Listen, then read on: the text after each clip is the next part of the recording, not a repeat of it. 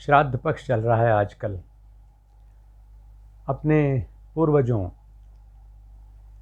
की गरिमा को याद करने का, उनके प्रति सम्मान व्यक्त करने का, और उन्होंने जो वरदान हमें दिए उनका अपने जीवन के कल्याण के लिए, परिवार के जीवन के कल्याण के लिए, मानवता के कल्याण के लिए प्रयोग करने का पर्व है। ये श्रद्धा का पर्व है, इसीलिए इसको हम श्राद्ध कहते हैं। जो लोग अपने माता पिता के प्रति,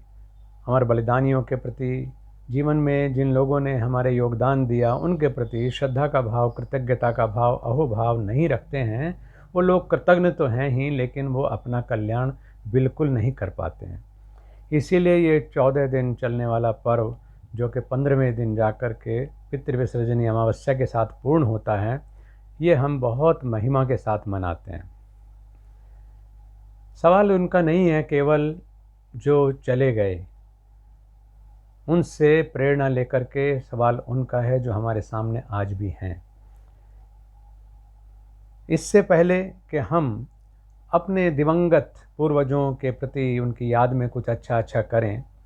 अधिक महत्वपूर्ण है कि जो जीवित हमारे सामने हैं हम उनका सम्मान करें, उनकी देखभाल करें, उनको अपनाएं, उनके मार्गदर्शन में अपने जीवन को धन्य बनाएं। मेरे पूज्य पिता कहा करते थे कि जियत बाप से दंगम दंगा, मरे हाड़ पहुँचावें गंगा। ऐसे लोग अगर बाद में श्राद्ध भी करते हैं तो उसका कोई फल नहीं होता है, बल्कि वो तो कई बार मनोरंजन में हंसते हुए कहा करते थे कि भाई जो मेरा श्राद्ध करना है मेरे सामने ही कर लो, ताकि मुझे भी पता तो चले कि तुम्हारी भावना मेरे प्रति कैसी है। ये उनके द्वारा चाहे हंसी में कही गई बात हो, लेकिन ये सत्य है कि हम लोगों को आज के इस श्राद्ध पर्व में ये नसीहत तो लेनी चाहिए कि हम अपने माता पिता को, अपने बुज़ुर्गों को, अपने पथ प्रदर्शकों को और अपने जीवन निर्माताओं को उचित सम्मान दें, उनका उचित सत्कार करें और उनकी देखभाल इतनी करें कि उनका छाया हमारे ऊपर, उनका साया हमारे ऊपर निरंतर बहुत समय तक बना रहे। ये तो बात हुई उन लोगों की जो हमारे पूर्वज हैं, जिनकी स्मृति में हम श्रद्धापूर्वक कुछ ना कुछ अच्छा करना चाहते हैं। विद्वानों का सत्कार करते हैं, धर्म गुरुओं का सत्कार करते हैं, धार्मिक कृत्य करते हैं, मंदिर, धर्मशाला, चिकित्सालय बनवाते हैं और बहुत कुछ। लेकिन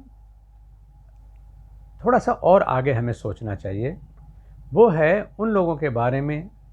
जिनके लिए हमारी परंपरा में कह दिया गया कि भूले बिसरों का श्राद्ध, यानी अमावस्या के दिन जो श्राद्ध होता है वो उन लोगों का, क्योंकि हम अपने ही बुज़ुर्गों को कितनों को जानते हैं। आजकल तो जिस तरह से परिवार छोटे होते चले जा रहे हैं, बच्चों को अपने दादा परदादा का नाम भी पता नहीं होता, उससे आगे की पीढ़ी की तो बात ही छोड़ दें। इसलिए, लेकिन वो बुज़ुर्ग तो हैं, वो हमारे पूर्वज हैं, जिनकी वजह से आज हम हैं। तो अपनी वंश परंपरा पर गौरव करें, लेकिन उसके साथ साथ जिनकी वजह से आज हम हैं सही मायने में, जिन्होंने हमारे लिए अपनी जानें कुर्बान कर दी, देश को आज़ाद कराने में, सीमाओं की रक्षा करने में, आंतरिक सुरक्षा करने में, चाहे वो पुलिसकर्मी हैं, चाहे वो सैनिक हैं, चाहे वो हमारे स्वतंत्रता सेनानी हैं, और या फिर वो वैज्ञानिक, वो चिकित्सक जो एक लीजेंड बन गए और उनके द्वारा किए गए शोध कार्य, उनके द्वारा स्थापित किए गए चिकित्सालय, उनके द्वारा स्थापित किए गए बड़े अभियान आज देश की गरिमा का बखान कर रहे हैं। तो उन लोगों का श्राद्ध करने का भी हमारा धर्म बनता है। उनको हमें भुलाना नहीं है, बिसराना नहीं है, इसलिए भूले बिसरों का श्राद्ध है वो। मोक्षायतन योग संस्थान इस बारे में बहुत जागरूक है, और इस बार भी हम 17 सितंबर को, यानी पितृविसर्जनी अमावस्या को, बृहस्पतिवार शायद पड़ेगा उस दिन, सुबह को 6 बजे हम लोग उनका तर्पण करेंगे। चाहे वो राम प्रसाद बिस्मिल हैं, चाहे अशफाक उल्लाह खां हैं, चाहे अब्दुल हमीद हैं, चाहे शहीद भगत सिंह हैं, ऐसे जवान जिन्होंने न तो अपना घर बसाया, न उन्होंने अपनी कोई संपत्ति बनाई, बल्कि वो केवल हमारे लिए जिए। उन्होंने अपना वर्तमान खो दिया इसलिए कि हमारा भविष्य बन सके, देश का भविष्य बन सके। उनका श्राद्ध कौन करेगा? उनका श्राद्ध करना निश्चित रूप से हमारे लिए ही बनता है कि हमें करना चाहिए। आप भी अपने घर में जहाँ अपने भूले बिसरे पूर्वजों का श्राद्ध करें, वहाँ पर ये कृतज्ञता ज्ञापन यानी एक तर्पण उन महापुरुषों के लिए भी करें जिन्होंने हमारे जीवन को बनाने में, हमारे देश के जीवन को संवारने में, हमें आज़ादी दिलाने में और आज़ादी को बरकरार रखने में अपना योगदान दिया है। सभी के लिए बहुत बहुत शुभकामना है